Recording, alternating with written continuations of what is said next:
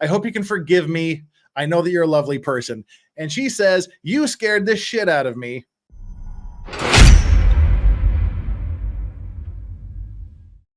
And then at 3:29, now see, this is where I've got some really big concerns and questions. At 3:20 a.m., Brand sent Nadia a text message.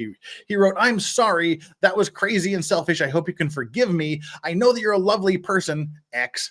He tried phoning her at 3:51 a.m., but the call went unanswered. Now, we've all seen this text. We've all seen this text message. Well, there's a couple of things, and I have something here. Let me open this up real quick. Got to scroll back through some texts I got. Where are the texts? Is this it? This is it. This must be it.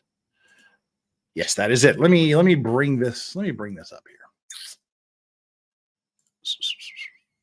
Got to open another window. I need to do them big in that because I can see that you guys can't see it. And excuse me here while I'm just kind of getting these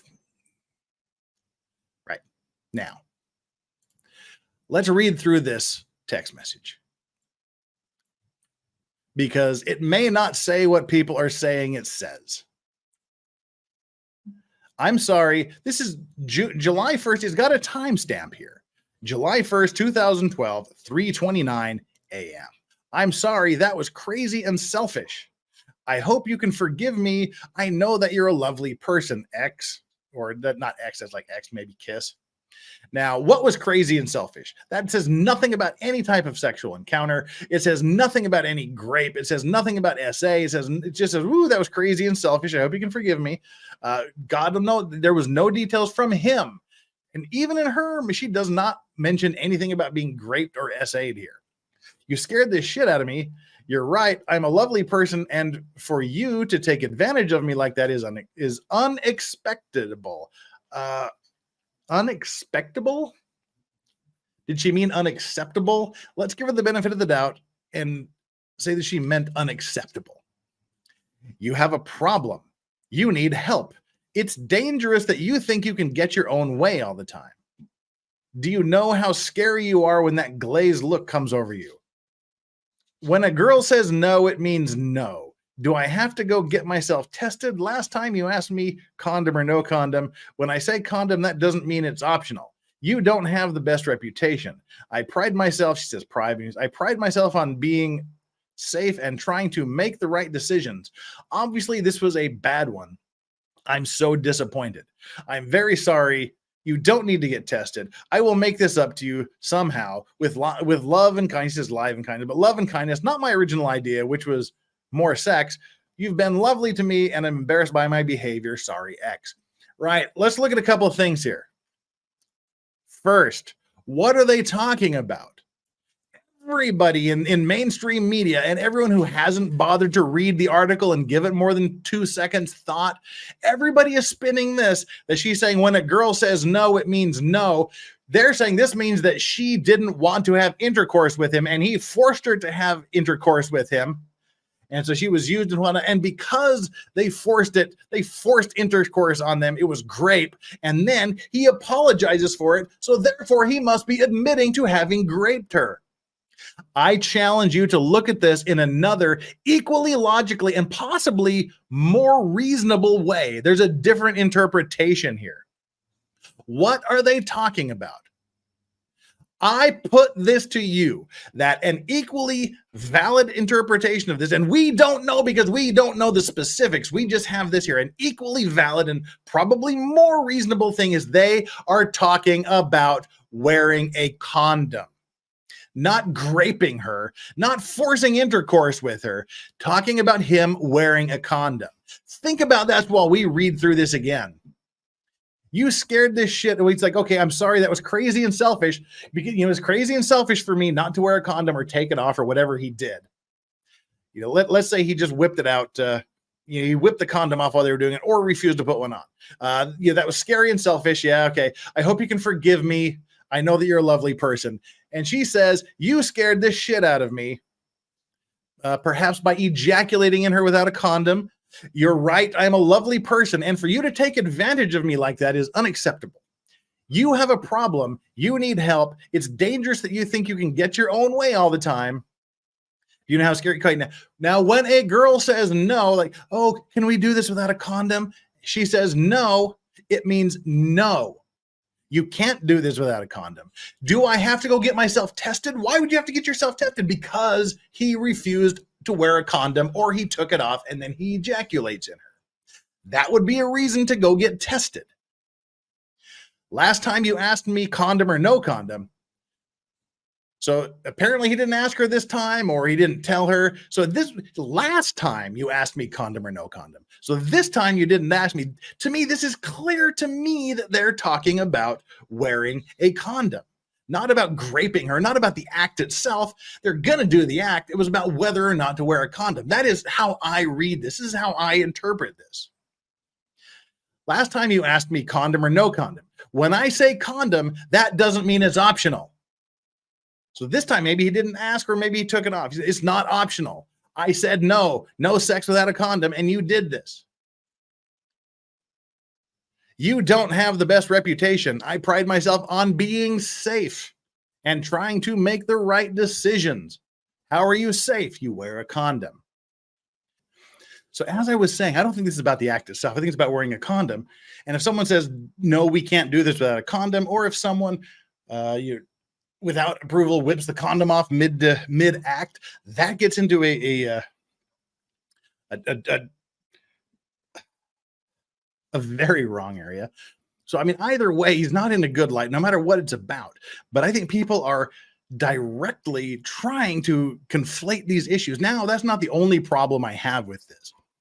There's been a big deal made about this part of the text here in the middle, starting with, do I have to go?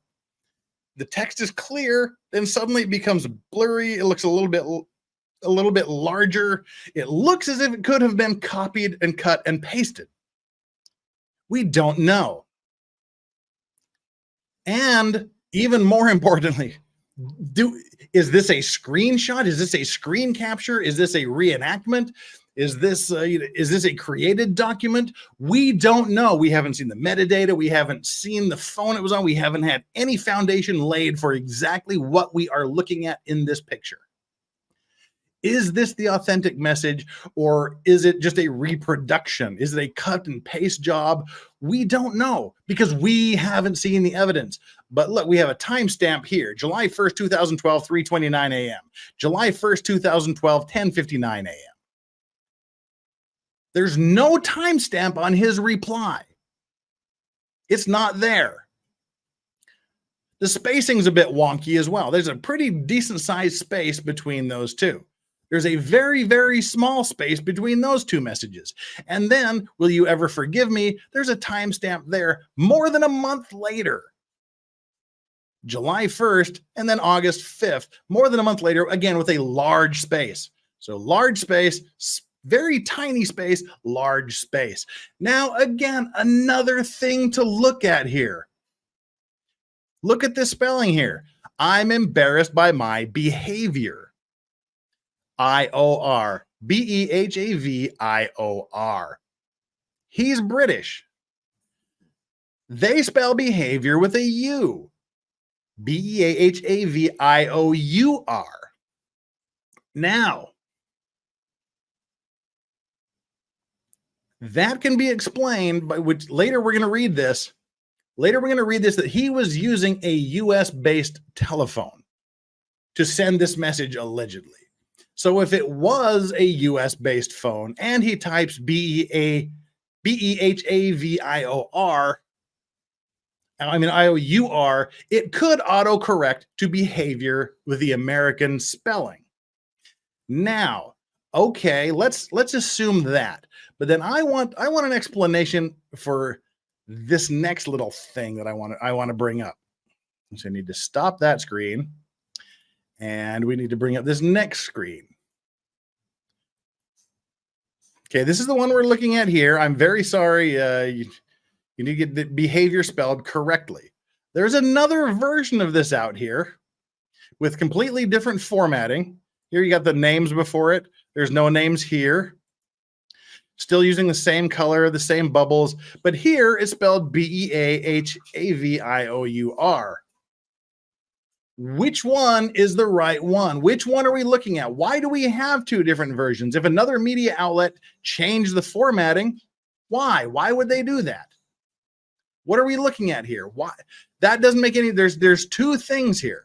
There's two different ones. Which one is the right?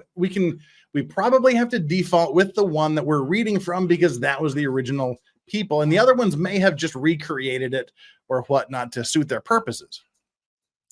And, you know, there's just so many questions about this text. And if this is the one they're hanging their hat on, this is not a great place to hang your hat, so to speak. Let's bring back our article here real quick. Oh, Yoda, you are on one tonight, aren't you? All right, Yoda. While Yoda's having a fit, Marv White is giving us $5. Thank you so much for the super chat, Marv White. No comment on brand, but I'll say that I feel like false accusations being punished as that crime, due process still applies. Yes.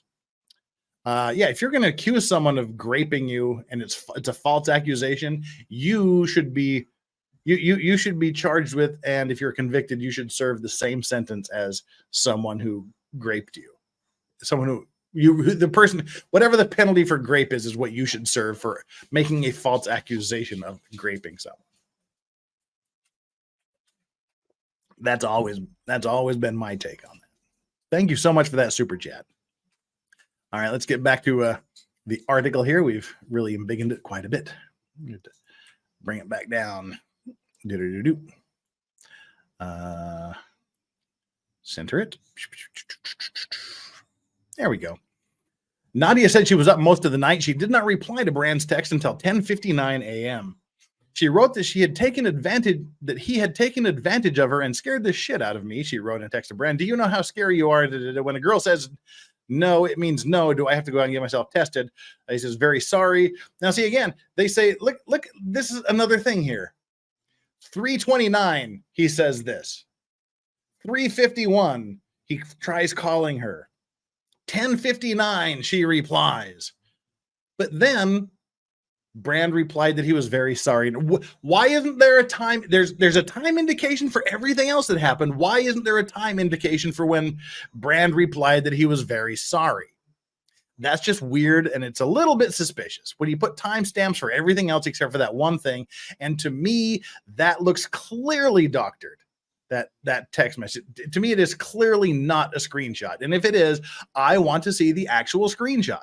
We've seen that in other trials where they will take a picture of the actual phone with that just being displayed. Brand replied he was very sorry. I'm very embarrassed. The U.S. phone number that Brand used to send the message has been verified by multiple sources. Okay, so yeah, this is phone number. Have we looked at the metadata? Have we checked the phone to make sure that was actually sent from that phone? I don't know, because they haven't shown us any of this.